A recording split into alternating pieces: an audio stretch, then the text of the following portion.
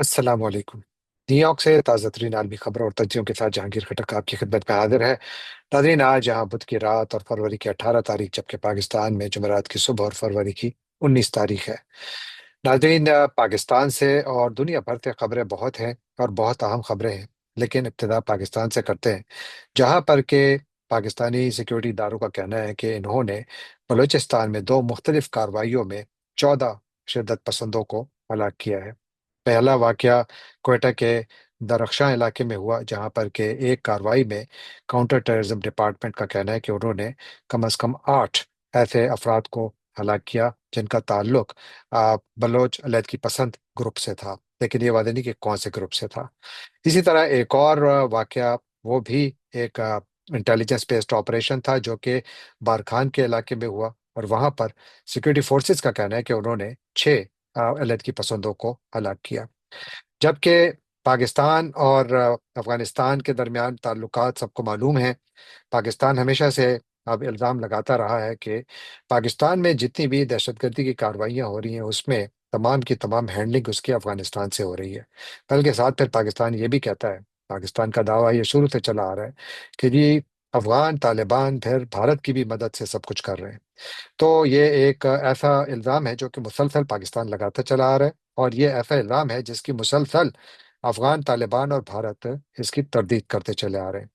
لیکن کل یعنی گزشتہ 24 گھنٹے کے دوران ایک بڑی اہم خبر آئی کہ سعودی میڈیشن کے نتیجے میں افغان طالبان نے پاکستان کے 3 فوجیوں کو رہا کر دیا۔ یہ وہ فوجی تھے جو کہ گزشتہ سال پاکستان اور افغان طالبان کے درمیان جھڑپوں کے دوران یہ قید میں لائے گئے تھے اور افغانستان کی تحویل میں تھے، لیکن سعودی عرب کی ثالثی کے نتیجے میں ان کو افغانستان نے رہا کر دیا اور پاکستان کے حوالے کر دیا۔ اس واقعے کو ابھی 24 گھنٹے نہیں گزرے تھے کہ آج پاکستان کے وزیر دفاع خواجہ محمد آصف کا ایک اور بیان آیا۔ اس مرتبہ انہوں نے جو بیان داغا ہے وہ بیسیکلی فرانس 24 نامی ٹی وی چینل کے ساتھ ایک انٹرویو میں داغا ہے۔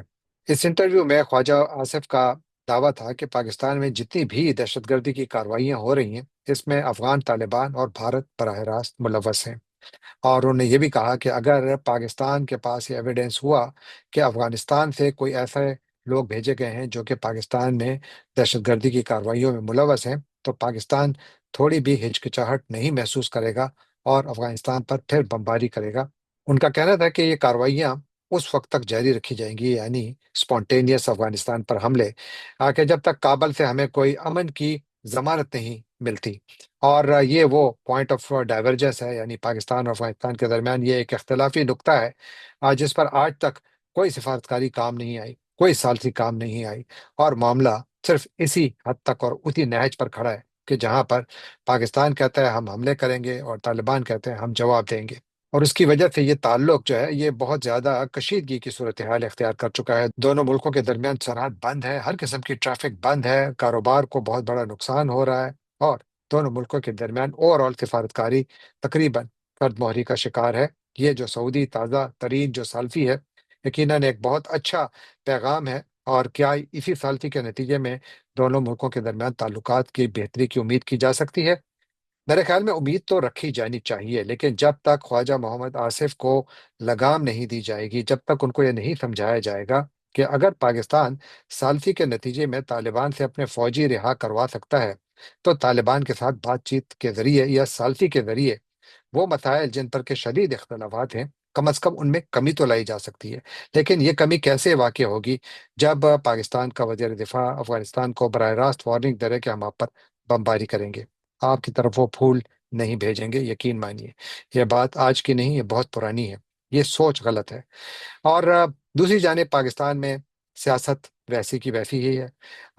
جو پاکستان تحریک انصاف کے دھرنے تھے وہ انہوں نے فی الحال روک دیے ہیں۔ رمضان کے بعد کہتے ہیں کہ نئی تحریک کا اعلان کیا جائے گا۔ اس سلسلے میں خیبر پختونخوا کے وزیر اعلیٰ سہیل آفریدی نے آج ایک اعلان کیا ہے، بڑا انٹرسٹنگ۔ اسٹریٹ موومنٹ کے لیے عمران خان رہائی فورس کے نام سے ایک انہوں نے فورس کا اعلان کیا ہے، جو کہتے ہیں کہ یہ ایک پرم جدوجہد کرے گی عمران خان کی رہائی کے لیے، اور کہتے ہیں کہ اس کے حوالے سے بڑے اعلانات عید کے بعد ہوں گے۔ تو یوں محسوس ہوتا ہے کہ جو پاکستان میں اسٹریٹ موومنٹ تھی وہ اب عید تک مؤخر کر دی گئی ہے۔ اور اب چلتے ہیں آج کی دو بڑی خبروں کی جانب۔ پہلی خبر امریکہ سے ہے۔ आज अमरीकी अखबारात जिनमें न्यूयॉर्क टाइम्स और वॉल स्ट्रीट जर्नल दोनों ये रिपोर्ट कर रहे हैं कि अमेरिका ने जो खलीज है वहाँ पर बड़े पैमाने पर अपनी फौजी कुवत में इजाफा किया है। आज वॉल स्ट्रीट जर्नल में एक रिपोर्ट आई हुई जिसमें वो कह रहे हैं कि अमेरिका ने 2003 के बाद से सबसे बड़ा मिलिट्री बिल्डअप कर दिया है यहाँ मिडल ईस्ट में, जहां पर के इस वक्त दो एयरक्राफ्ट कैरियर और कम से कम 12 से 13 बहरी जहाज भेजे गए हैं, और दर्जनों मुख्तलिफ किस्म के तैयारे भेजे गए हैं, जिनमें के F-16, F-18, F-22, F-35 ये तैयारे वहां पर भेजे गए हैं। इनमें से अक्सरियत को स्टेशन किया जा रहा है दो जगहों पर, एक उर्दन में और दूसरा सऊदी अरब में। और कहते हैं कि काफी सारे रीफिलिंग टैंकर्स भी वहां पर भेजे गए हैं। और ये अमरीकी अखबारात कह रहे हैं कि इस वक्त अमरीका की बहरी और फजाई कुव्वत मिडल ईस्ट में इतनी हो चुकी है कि अगर डोनाल्ड ट्रंप चाहें तो आज अगर वो चाहें तो ईरान के खिलाफ फौजी कार्रवाई कर सकते हैं। जबकि इसराइली मीडिया में ये खबर बहुत तेजी से गर्दिश कर रही है कि शायद अमरीका ईरान के खिलाफ फौजी कार्रवाई के लिए बिल्कुल तैयार है। ट्रंप के सामने कई ऑप्शंस रखी जा चुकी हैं, ब्रीफिंग्स हो चुकी हैं, और शायद अब उनका फैसला बाकी है कि वो जब कहेंगे तो ये फौजाई कार्रवाइयां हो सकती हैं। एक इजरायली अखबार का तो इस हद तक दावा है कि शायद पहला हमला इस हफ्ते, यानी हफ्ते का दिन जो आने वाला है, इसमें हो जाए, क्योंकि ईरान और अमेरिका के दरमियान जो मुज़ाकरात हैं ईरान के एटमी प्रोग्राम और इसके मिसाइल प्रोग्राम के हवाले से, उनमें तात्तुल है। गर्चे थोड़ी प्रोग्रेस हुई है, और जो ईरान के वजीर खारजा हैं अब्बास अरागची, उनका कहना है कि ईरान ने एक बाकायदा मसवदा तैयार किया है जो अमेरिका को दिया जाएगा, जिसके जरिए इस वक्त जो टेंशन बनी हुई है उसको डी एस्केलेट किया जा सके। लेकिन यहाँ ट्रंप इंतजामिया के आला हुक्काम का कहना है कि दोनों मुल्कों के दरमियान मुज़ाकरात में कुछ चीज़ों पर तो इत्तेफाक हुआ है, लेकिन गैप्स अभी भी बहुत सारे मौजूद हैं। जबकि ट्रंप का कहना है कि ईरान को जल्द अज जल्द अमेरिका के साथ अपने एटमी और मिसाइल प्रोग्राम के हवाले से मुआहदा करना होगा, वरना इसके खिलाफ बहुत सख्त कार्रवाई की जाएगी। एक और खबर जो इस वक्त अमेरिकी मीडिया में गर्दिश कर रही है वो ये है कि अमेरिका इस मरतबा अगर ईरान पर हमला करेगा तो वो ज्यादा दिनों का होगा, यानी ऐसा नहीं होगा कि एक दिन में या चंद घंटों में बमबारी की कुछ सॉर्टीज चलाई गई और उसके बाद फिर मामला रुक गया। बल्कि इत्तलात ये हैं कि इस मरतबा ये सस्टेन्ड होगा और कई दिनों तक ये बमबारी का सिलसिला जारी रह सकता है। इसीलिए दो चीज़ों पर ज़्यादा तवज्जो दी जा रही है। एक, वो जहाज जो कि बमबारी के लिए इस्तेमाल हों, जिनमें F-35 वगैरह शामिल है, जबकि डिस्ट्रॉयर्स और दूसरे जो बहरी जहाज हैं, जो बहरी कुवत है, उसमें एक एयरक्राफ्ट कैरियर यानी अब्राहम लिंकन को तो जो मिडल ईस्ट के वो इलाके जहां पर के अरब ममालिक हैं उनकी तरफ रखा गया है ताकि ईरान पर वहां से हमला किया जा सके। जबकि एक और aircraft carrier Washington, George Washington, वो जो है इस वक्त इसराइल की पानियों के करीब ले जाया जा रहा है। और इत्तलात ये हैं कि ये एयरक्राफ्ट कैरियर वहीं रखा जाएगा। इसका काम ये होगा कि अगर ईरान पर हमला होता है और अगर ईरान जवाब में मिसाइल दागता है इसराइल पर, तो ये एयरक्राफ्ट कैरियर और इसके साथ जो इसके फ्लीट में दूसरे डिस्ट्रॉयर्स शामिल हैं वो उन मिसाइल्स को गिराने का काम करेंगे। और आज ये इत्तलात कंफर्म हो चुकी हैं कि अमेरिका ने शाम के अंदर जो इसकी बेसिस थी वहां से अपनी अफवाज को निकाल दिया है। यानी अमेरिका बाकायदा इस वक्त अपनी जो अफवाज हैं उनको रिकैलिब्रेट कर रहा है, उनको रिपोजिशन कर रहा है, और अपने एयर और नेवल एसेट्स को इस पोजीशन में ला रहा है कि जहां पर बकौल न्यूयॉर्क टाइम्स अमेरिका जब चाहे ईरान पर हमला कर सकता है। जबकि ईरान की जानिब से भी तैयारी जारी है। ईरान ने ऐलान किया है कि अगर अमेरिका ने ईरान पर हमला किया तो इस मरतबा ईरान का जवाब पहले से ज्यादा सख्त होगा। ये खुली जंग होगी, और यह कि अमेरिका की तमाम एयर बेसेस या जितनी भी बेसेस हैं इस खत्ते में, उन तमाम को ईरान निशाना बनाएगा। और यही वो खौफ है जिसके हवाले से अमेरिका में खदशात का इजहार किया जा रहा है कि अगर ये जंग फैली तो उसके नतीजे में क्या होगा। क्योंकि उसके नतीजे में जो सबसे पहला काम होगा उसमें जो इंटरनेशनल मार्केट में तेल की कीमतें बढ़ेंगी। और याद रखिए कि ये अमेरिका में मिड टर्म इलेक्शंस का साल है। अगर अमेरिका कोई ऐसी कार्रवाई करता है कि जिसके नतीजे में ईरान में तब्दीली आती है तो यकीनन इसका फायदा पॉसिबली रिपब्लिकन्स को हो सकता है। लेकिन अगर इसके नतीजे में यहाँ पर जंग जारी रहती है या जंग फैलती है तो मुझे लगता है कि रिपब्लिकन्स के लिए यहाँ पर इलेक्शन जीतना काफी मुश्किल हो जाएगा।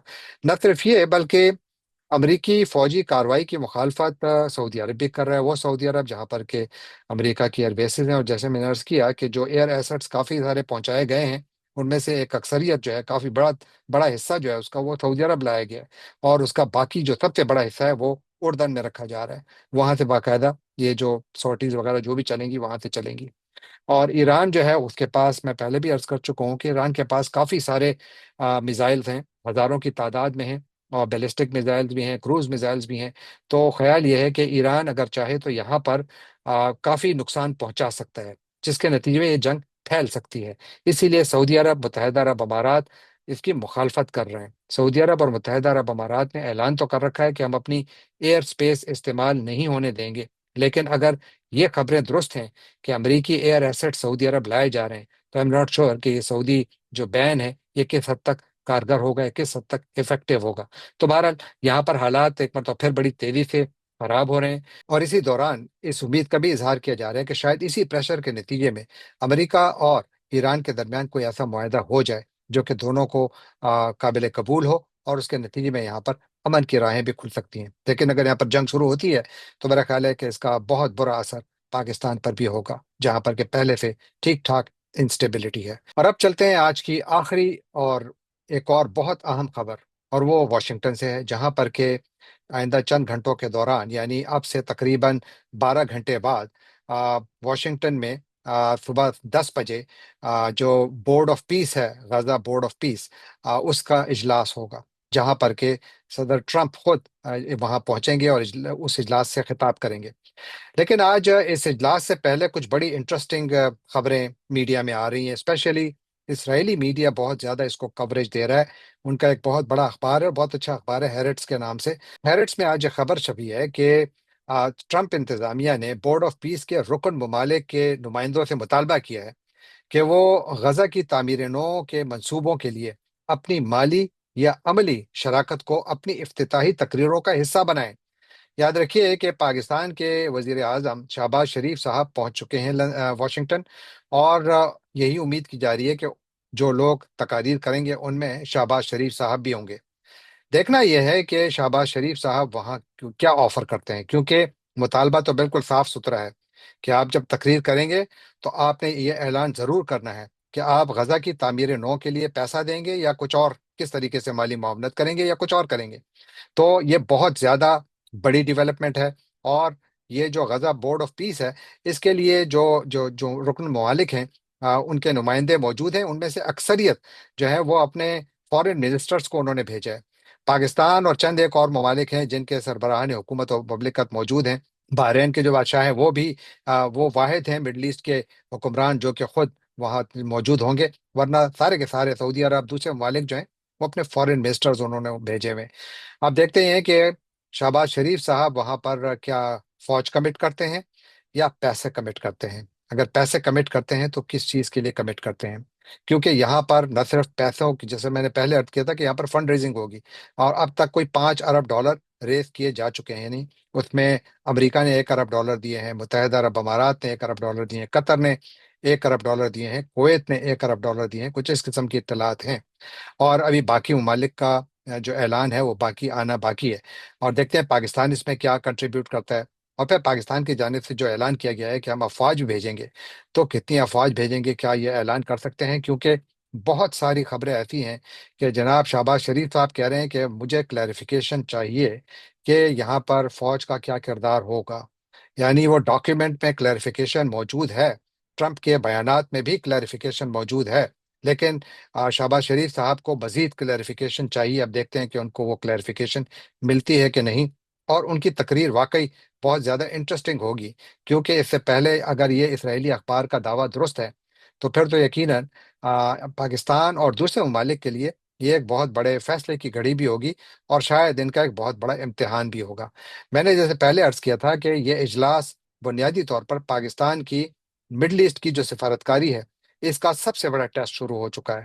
اب دیکھتے ہیں کہ ابتدا اس کی کیسی ہوتی ہے۔ اسرائیلی اخبار ہیرٹس میں یہ بھی دعویٰ کیا گیا ہے کہ جمعرات، یعنی جو آئندہ چند گھنٹوں میں جو اجلاس شروع ہوگا، وہاں پر ایک قرارداد بھی منظور کی جائے گی، اور اس قرارداد کا مسودہ شاید اس اخبار نے دیکھا ہے، کیونکہ یہ دعویٰ کرتے ہیں کہ اس میں لکھا گیا ہے کہ بورڈ کی تعمیر نو اور بحالی کی سرگرمیاں صرف ان لوگوں کے لیے وقف ہیں جو غزہ کو اپنا گھر اور رہائش گاہ سمجھتے ہیں۔